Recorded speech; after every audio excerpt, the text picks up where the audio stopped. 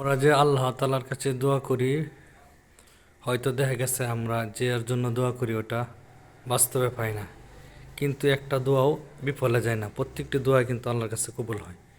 হয়তো যা জিনিস আমরা চাইছি তার চেয়ে অন্যদিকে হয়তো মঙ্গল আছে, আল্লাহ তাআলা অন্য দিক দিয়ে দেয়। আর না হলে গুনাহ মাফ করে, আর না হলে দোয়ার বিনিময়ে আল্লাহ তাআলা আখিরাতে দিয়ে দিবে। এই জন্য দোয়া করে কখনো নৈরাশ হবেন না।